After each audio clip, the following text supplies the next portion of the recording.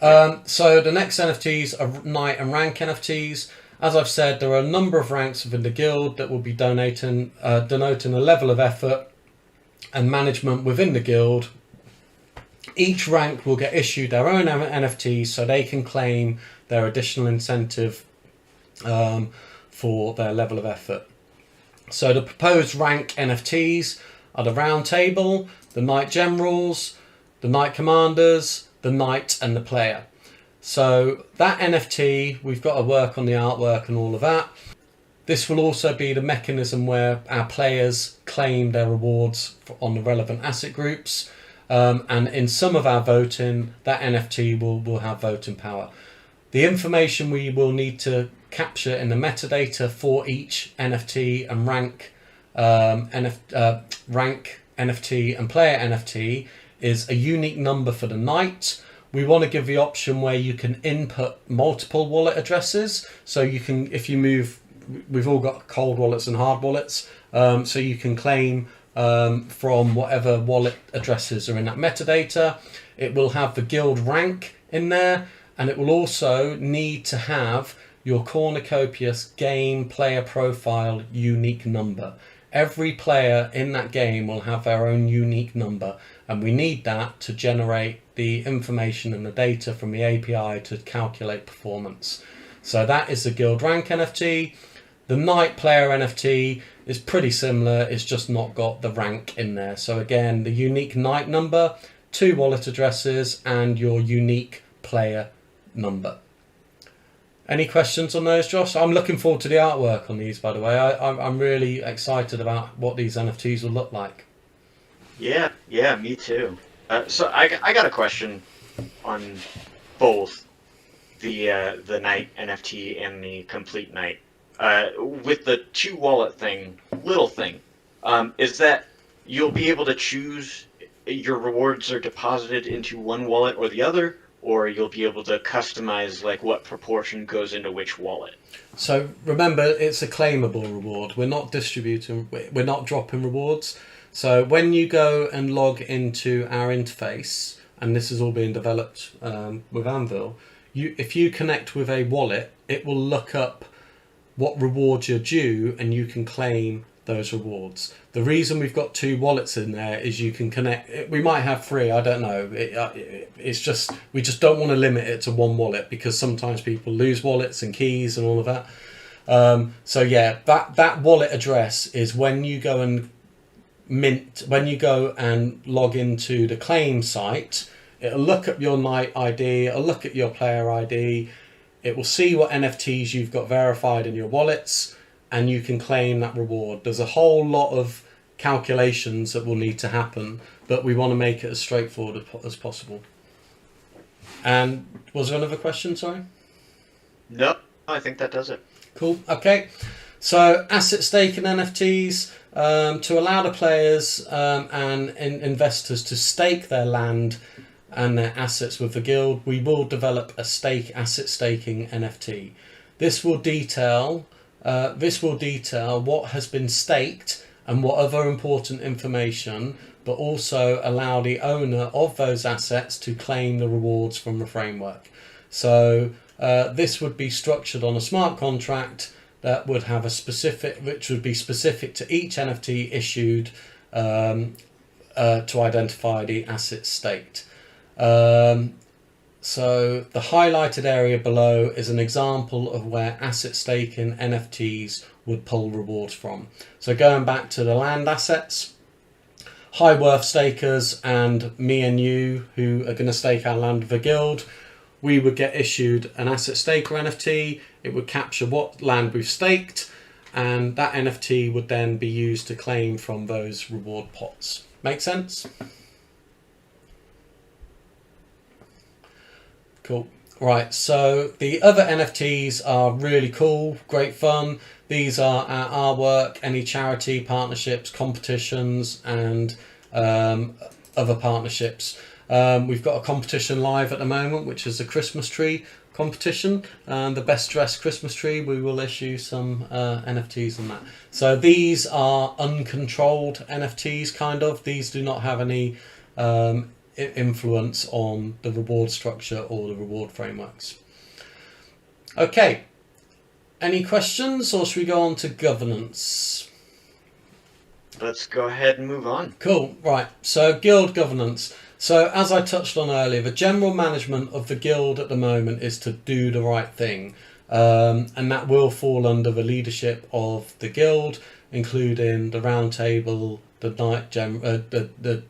the generals and the commanders. We all know each other pretty well. We've all got, and this document is now giving us that vision which we can hang a lot of our decisions on. And we need that agility to move fast. If we put everything to vote at the moment, we wouldn't have got to a starting line. So we are making leadership decisions amongst that group. As the guild develops, the guild leadership will be issued with rank NFTs, and that will be used to manage voting. Okay, so we do want to move forward to a much more voting structure. Voting. There is a requirement for different forms of votes within the guild. Voting for the guild will be controlled by issued NFTs to the asset owners, to the players, and to the guild leadership. Asset group voting. Each NFT asset group will have independent voting to ensure the asset owners have a fair say in how the asset group is developed. Examples of what will be voted on: the reward framework and the structure and the configuration of that, the treasury distribution and spend, and the asset management of that group. In most cases, the vote will be weighted as per the below.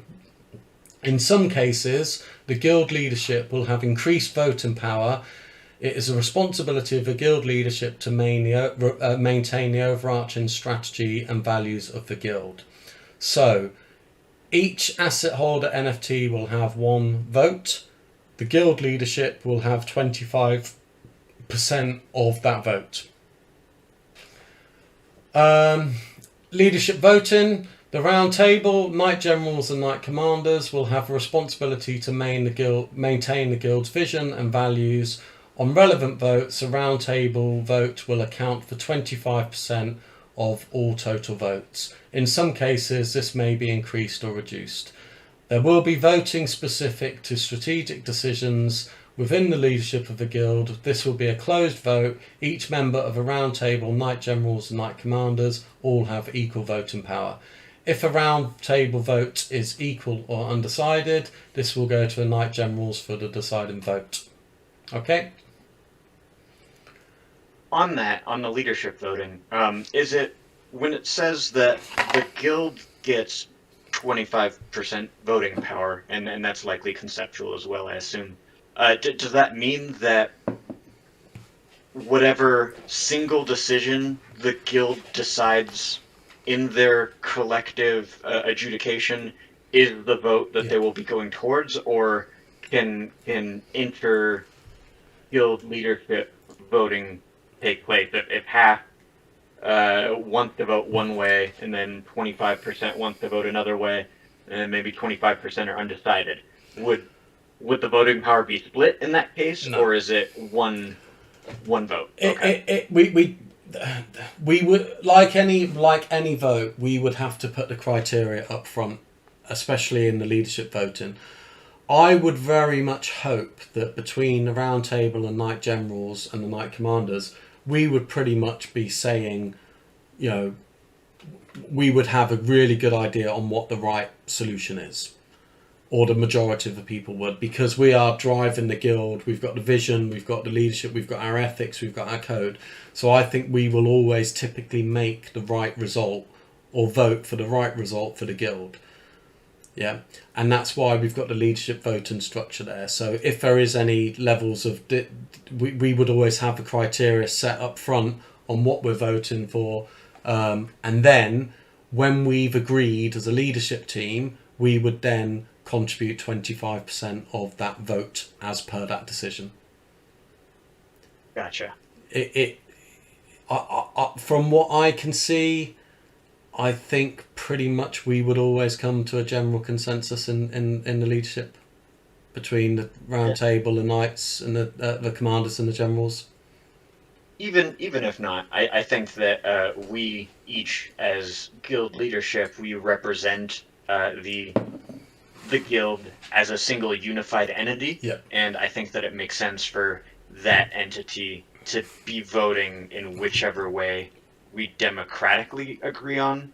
And I assume that each of us, as leadership people, will also have our own individual Knight NFTs, so Yep. those votes wouldn't be absent from the pool either. So Absolutely. that makes sense. And do you know what? There might be some cases where, as a guild leader, you vote differently with your personal NFT and what you agree is the right thing to do for guild. And that, you know, that's why we've got those additional incentives. This is a serious job we're doing, and we need to always have those visions and the values of a guild. No doubt there'll be some discussions and debates and babies out the bathwater, but we need to do the right thing. And that 25%, I think that's reasonable. But again, we can adjust that if there's something really important. I mean, the example I always use is Britain leaving the euro. Why would you going into a vote like that based on majority is bonkers? You know, the worst case you're going to have is you're going to hack off 49% of the country. You know, and that's why I think we need to have that leverage in voting to do that. But that's the concept of how we would do it. I'm not going to go into much detail, but the wallet structure will be reflective of the asset structures and the asset groups for claims, etc., and royalties. So this is our conceptual wallet structure. All of our wallets are multi-sigs, and it's all we need to add into here actually who the multi-sig holders are. So yeah, that's just some visibility on our wallet structure. I've touched on all of these roles before, but our structure is a round table: the Knight Generals, the Knight Commanders, the Knights, Citizens, and the Board. So that's the structure of our guild. Resource and asset management and player and Knight management are both in development. These are going to be, these two sections here will probably double the length of this white paper, or they will come out of a white paper and actually become strategy documents themselves. This is the bread and butter of our guild. We need to manage our resource and assets properly, and we need to set the direction and lead the people and the knights to actually manage those assets. So this is in development. I think a lot of us are excited about where this is going to go. Law, we are developing, we are going to be onboarding a law writer to write some fantastic law. Also the artwork, we've got some great artwork, but we want to get into a better long-term commitment with our artists. Here's our social media, a bit of a leak on our website address, knightsguild.io. And I need to update Discord. The reward, right, so now coming on to a technology. As I touched on, this is a tech project, and we are in quite mature conversations with our future tech partner. But I'll just quickly spin through these. So the rewards platform, this is fundamental to enable our guild. I've talked a lot about this, but the list of the requirements here are what we're discussing with Anvil. So that is a key part of our tech. We do need to develop an internal marketplace. This is for the internal trading of assets between players and asset groups. So our domes will need assets from our landowners. So we will need to be able to transfer wood, metal, fish to our dome. So we need to have a level of internal trading. And also loaning assets between asset groups. So this will all be discussed. We will have a Knight Commander or a Knight General in each of those asset groups who will be taking proposals to and from other asset groups. So we've got this, but this all needs to be controlled and audited. So we will need to develop an internal trading element. The voting platform I touched on. We've already got, Anvil have already got a platform that is pretty much what we need, but we need it to be a bit more configurable than what they've got. So that will require some development. The API, so this is the software that will sniff all of the in-game data and give us a lot of powerful information, not just to reward players on their level of effort, but it will give us a lot of information on our strategies, on any decisions we make, on changing of direction, but also that can start driving internal guild leagues and stuff like that. So that is a really important tool we need to be developed. In-game add-ons and plugins. I think there's a bit of a market here. Again, if we look at games in existence like World of Warcraft, etc., there's a lot of community developed plugins and add-ons which make the player experience better. We will need to develop some of these, so we've got the tools to actually allow our players to perform better. How we do that, we don't know, whether it's going to be an outsource or a partnership, or we're going to build the capability in the guild. We have an aspiration to run nodes, but that's very much in progress. We have aspirations at some point in time to develop a stake pool, so people can stake ADA with the Knights Guild. The Knights Wiki is where our lore and a lot of our information, predominantly our lore, will be on the Knights Wiki. That's in development.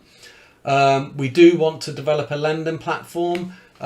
This will probably be a partnership. Why we need a lending platform is, as I've mentioned many times, if somebody wants to unstake their land from the guild, it's probably because they need to liquidate, they need cash. So I would rather the guild provide lending and finance options rather than having instability in our land asset base. So we will be working with a lending platform where we can actually provide really reasonable rates to people who need to liquidate assets. I think that's that. We've got the team here. I think we all on the call know this. We've got the round table, the Knight Generals, the Knight Commanders, and then we've got our fabulous recruiters who are constantly in the Cornucopias Discord channel. Utmost professionalism from those guys. Thank you. And then we're coming on to the end of it. So the Knights token. We have done some significant brainstorming and optioneering around a Knights token. We're in a really good place with the concept of the token. But we're not going to be issuing any information on this until it's mature enough. But we do have a intent at some point in the future to have a Knights token. That's all I can pretty much say at the moment. Josh, do you want to add to that?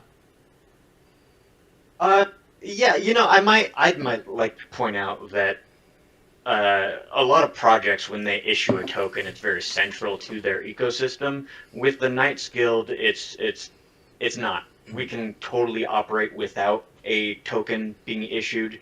It's just something that we're interested in doing for purposes that we may reveal in the future. Yeah, no, good chat.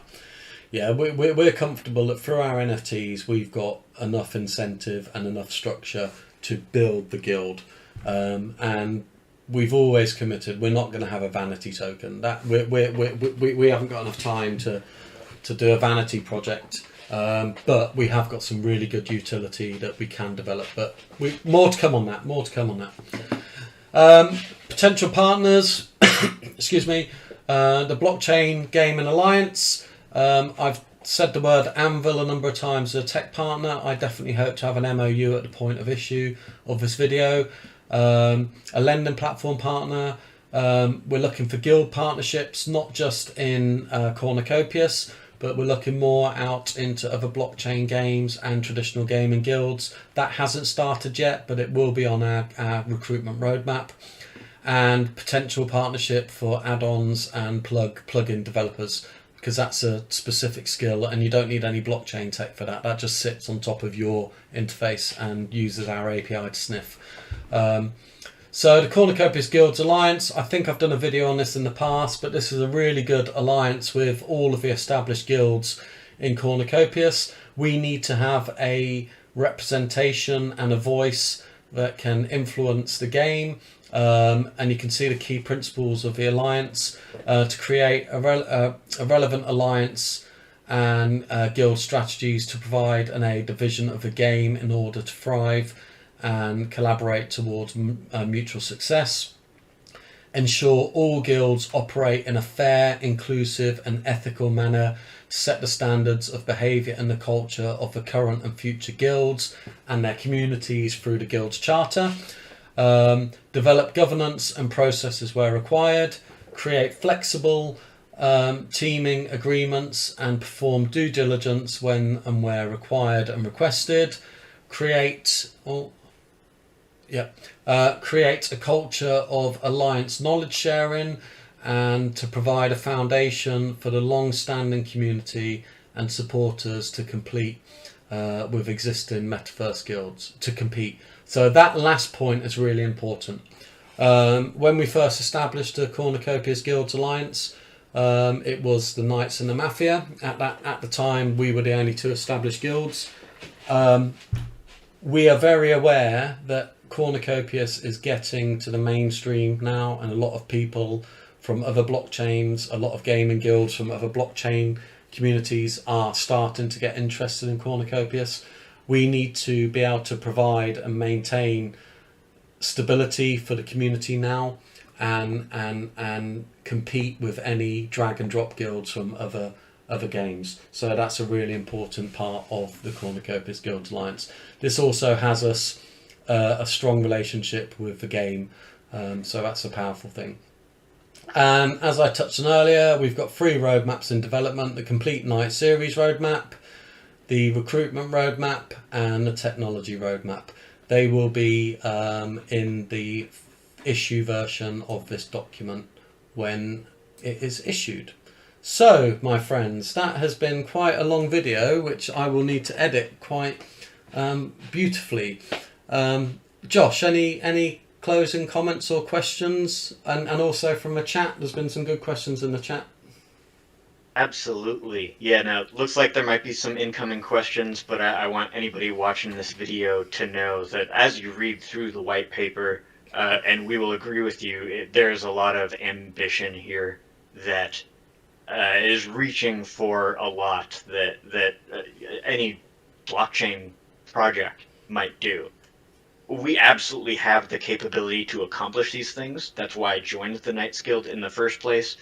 They have targeted people with skills. They have targeted people that can contribute in ways that us as individuals might not have been able to. If we can't do it or build it ourselves, we've got tech partners that can. And I assure you that what is outlined in this white paper is achievable, and it's just the beginning. This is where we've started and what we want to kick off with. There's much more in store for the future. Yeah, really, really good point.